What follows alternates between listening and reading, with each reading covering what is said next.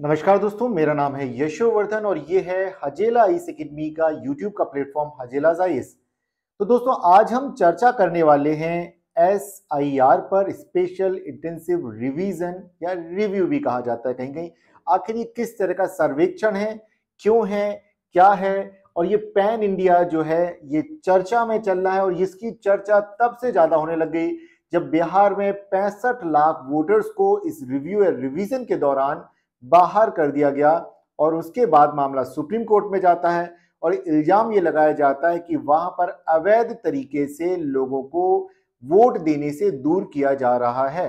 मामला supreme court में जाता है और सुप्रीम कोर्ट उन नामों को जोड़ने की बात कहता है इलेक्शन कमीशन को, जिन्हें कि उन्होंने हटाया था और बेस बनाया गया था वहां पर नाम हटाने के लिए कि घुसपैठिए आए हैं और बहुत आसानी से 500 रुपए देकर के वे अपना आधार कार्ड बनवा लेते हैं। और ऐसे में बहुत सारे विदेशी या घुसपैठिए या फर्जी वोट बन गए हैं। इन सारी बातों पर हमने पहले भी काफी चर्चा कर चुके हैं, बट आज हम बात करेंगे एसआईआर को संक्षेप में जानेंगे क्या है, कहां पर अभी इलेक्शन होने वाले हैं और एसआईआर के अंतर्गत क्या करने वाली है इलेक्शन कमीशन। इन सारे मुद्दों को जानेंगे, चलिए विस्तार से देखते हैं। तो देखिए, लगभग सभी मेजर न्यूज़पेपर्स ने कवर किया, टाइम्स ऑफ इंडिया हो, हिंदू हो, इंडियन एक्सप्रेस हो या इंडिया टुडे हो, हिंदुस्तान टाइम्स, लगभग सभी ने इसे कवर किया हुआ है। और आज शाम को 4:30 बजे चुनाव आयोग बोलेंगे, इलेक्शन कमीशन ने एक प्रेस कॉन्फ्रेंस रखी, वहां पूरी संभावना है कि इन्हीं बातों की घोषणा आज की जाने वाली है। क्या है उसे हम आपके समक्ष रख रहे हैं। तो दोस्तों, यहां अगर हम बात करें तो देखिए, ये हमारे ज्ञानेश कुमार हैं, चीफ इलेक्शन कमिश्नर हैं, डॉक्टर सुखबीर सिंह संधू हैं, ये इलेक्शन कमिश्नर, और हैं विवेक जोशी, इलेक्शन कमिश्नर। इन तीनों का ही अभी अगर हम देखें तो अब ये जो भी निर्णय है वो आज शाम की प्रेस कॉन्फ्रेंस में बताया जाएगा। और निर्वाचन आयोग ने शाम को 4:15 बजे प्रेस कॉन्फ्रेंस बुलाई है कि आज संभावना है कि देशव्यापी एसआईआर का ऐलान किया जाएगा। तो दोस्तों, सबसे पहले तो हम ये जानते हैं कि आखिर ये क्यों अहम है, क्या होने वाला है, इन सारी बातों को, और वो कौन से ऐसे 10 राज्य और एक केंद्र शासित प्रदेश होंगे जहां पर कि जो चुनाव से संबंधित या एसआईआर के पहले चरण की घोषणा की जाएगी। ये सारी चीजें देखेंगी, जैसे कि पहले चरण में तमिलनाडु, पश्चिम बंगाल, केरला, असम और पुदुचेरी ये भी इसमें शामिल होंगे। वहीं हम बात करें कि यह प्रक्रिया 2 चरणों में होगी। पहला चरण 1 नवंबर से होगा और दूसरे चरण में उन राज्यों को शामिल किया जाएगा जहां पर कि स्थानीय निकाय के चुनाव होने हैं। तो दोस्तों, सबसे पहले तो हम ये जानते हैं, जो कि आपके लिए जानना बहुत जरूरी है, कि आखिर ये एसआईआर क्या है और इसका उद्देश्य क्या है। तो जानते हैं कि देखिए, एसआईआर का तात्पर्य है कि जो हमारी वोटर लिस्ट होती है उसको करेक्ट करना, उसको शुद्ध बनाना। और इसको शुद्ध कैसे बनाएंगे कि मान लीजिए कोई अगर किसी राज्य ए में रहता लेकिन वो काम काज के सिलसिले में राज्य बी में चला गया रहने के लिए, फॉर एग्जाम्पल कोई बिहार में रहता और बिहार से जाके वो दिल्ली में रहने लग गया कामकाज के सिलसिले में, लेकिन उसका वोटर आईडी वहां भी बना हुआ, और कई बार ऐसा होता था दोनों जगह बनवा लिए जाते थे जब तक वो आधार कार्ड से नहीं जुड़े होते थे। ऐसे में फेक वोटर आईडी की समस्या होने लग गई थी। तो एक तो नंबर 1 ये है कि मतदाता सूची को शुद्ध बनाना, दूसरे राज्य में बसे या दोहरे मतदाताओं को हटाना, इसके अलावा जिन लोगों की डेथ हो चुकी है लेकिन तब भी उनके नाम पे कोई और वोट डालता आ रहा है, ऐसे मृत व्यक्तियों के नामों को हटाना, और यह भी सुनिश्चित करना कि जो मतदाता है वो भारतीय नागरिक ही डाले। इसके अलावा कोई विदेशी घुसपैठिए ने तो कहीं मतदाता सूची में अपना नाम शामिल करा करके कहीं वोटर आईडी तो नहीं बना लिया, क्योंकि उसके आधार पर वो बहुत सारे सरकारी कार्यक्रमों का लाभ लेना शुरू कर देते, स्कीम्स का लाभ लेने लग जाते हैं। दूसरा, आंतरिक सुरक्षा के लिए भी समस्या पैदा हो जाती है। तो इस तरीके से इसका उद्देश्य कोई नागरिकता तय करना नहीं है, जो कि सुप्रीम कोर्ट में ऑलरेडी इलेक्शन कमीशन ने भी कहा है। इसका उद्देश्य है मतदाता सूची को शुद्ध बनाना, त्रुटिहीन बनाना, क्योंकि एक लोकतंत्र के लिए बहुत जरूरी है कि वहां पे जो मतदाता सूची हो, वोटर्स का दोहराव ना हो, शुद्ध हो, जो व्यक्ति वहां पर रहता उसी का नाम हो, मृतकों के नाम हटाए जाए। इस प्रकार से यहां पर किया जा रहा है। अब बात की जाती है कि आखिर 23 साल बाद ये हो रही है, इस बात को भी जाने। ये जो समीक्षा है, जो रिवीजन है, लगभग ये 2 दशकों के बाद, अगर सीधा सीधी बात करें तो 23 साल बाद हो रहा है।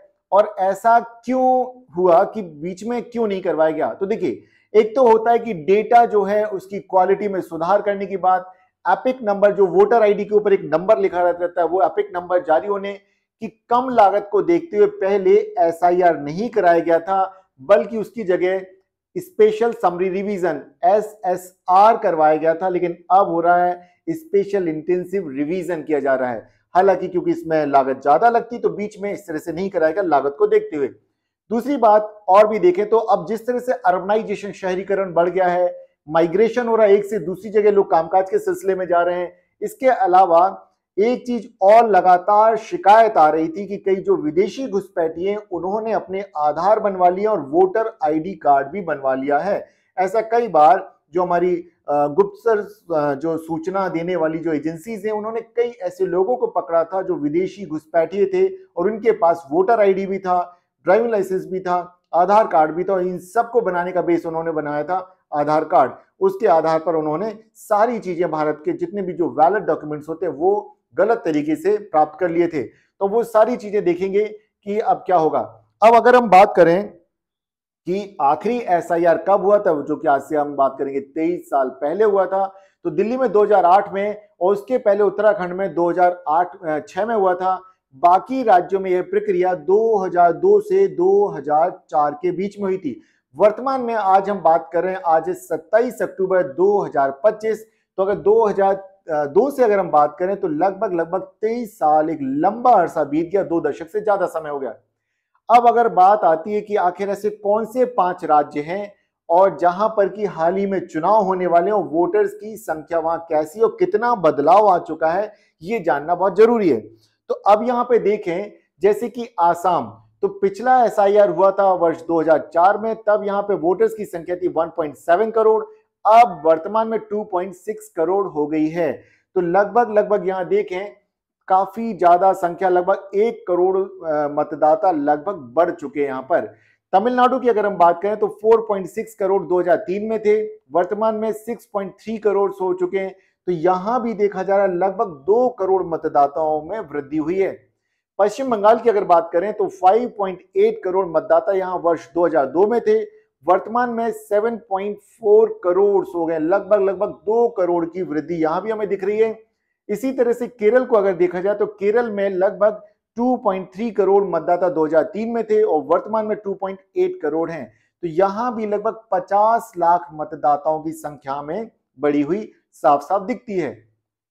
अब अगर हम बात करें पुदुचेरी की, तो पुदुचेरी में जहां पहले हुआ करते थे 7 लाख मतदाता वर्ष 2003 में, वे बढ़ के 10 लाख हो गए हैं। तो ये भी जानना जरूरी कि जो मतदाता बढ़े हैं क्या ये वास्तविक तौर पर भारत के नागरिक हैं, क्या सही दस्तावेजों के आधार पर इन्होंने अपने मतदाता कार्ड बनवाए, जो वोटर आईडी बनवाए, इन सारी बातों को यहां पर देखा जाएगा एसआईआर के अंतर्गत। इसीलिए अब देशव्यापी एसआईआर बहुत आवश्यक हो गया था ताकि मतदाता सूची को शुद्ध किया जा सके, जिसके लिए आज शाम को 4:15 पर इलेक्शन कमीशन एक प्रेस कॉन्फ्रेंस कर रहा है, जिसमें कि वे घोषणा करेंगे कि अगले जिन राज्यों में भी चुनाव होना, जहां स्थानीय निकाय के चुनाव होने, तो इस वक्त वहां पर भी की जाएगी एसआईआर, और कुछ जो 5 राज्य हैं जिनका कि मैंने अभी आपको बताया, उन राज्यों में भी की जाएगी। तो कुल मिलाकर के अगर हम बात करें तो जो पैन इंडिया एसआईआर है ये बहुत लंबे वक्त से लंबित था। अब वक्त की मांग थी कि मतदाता सूची का पुनरीक्षण किया जाए, उसे शुद्ध किया जाए, उसी बात को ये पूरा करने के लिए है। इससे संबंधित अन्य मुद्दों के लिए आप हमारे पिछले वीडियोस देख सकते हैं। एसआईआर पर ऑलरेडी हम लोग पहले वीडियो बना चुके हैं, तो प्लीज आप उसको जाके देखिए। दोस्तों, अब तक आप हमारे साथ बने हुए हैं। अगर आपने हमारे इस चैनल को सब्सक्राइब नहीं किया तो हमारे इस चैनल को कर लीजिए सब्सक्राइब। करंट अफेयर्स के लिए आप लगातार हमारे साथ बने रहिए। यदि आप इनके पीडीएफ हिंदी और इंग्लिश मीडियम में चाहते हैं तो आपको हमारी वेबसाइट पर जाना होगा और वहां से इनको आप डाउनलोड कर सकते हैं। इसके अलावा हमारा टेलीग्राम पर चैनल है हजेला ईस अकेडमी, आप उस पर भी जाकर के वहां से भी पीडीएफ को डाउनलोड कर सकते हैं और वहां पर क्विज भी होती है, डेली 40-50 क्वेश्चन अपलोड किए जाते हैं। आप उनको भी सॉल्व करके अपनी तैयारी का लेवल जान सकते हैं कि आप अभी कहां स्टैंड करते हैं। दोस्तों, मेरा नाम है यशोवर्धन और ये है हजेला ईस अकेडमी का यूट्यूब का प्लेटफॉर्म हजेला जाइस। आपने कुछ बातों का ध्यान रखना, चैनल को सब्सक्राइब करना, बेल बटन दबा देना ताकि आपको हमारे नए वीडियोस का नोटिफिकेशन मिलता रहे, और अपने दोस्तों के साथ इसको शेयर कीजिए लाइक करना ना भूलें। कमेंट बॉक्स में जरूर बताएं कि आज का आपको विश्लेषण कैसा लगा और आप जिन विषयों पर और भी चाहते हैं आप वो हमें विषय सुझा सकते हैं। नमस्कार दोस्तों, फिर मिलते हैं, तब तक अपनी लर्निंग जारी रखिए। नमस्कार।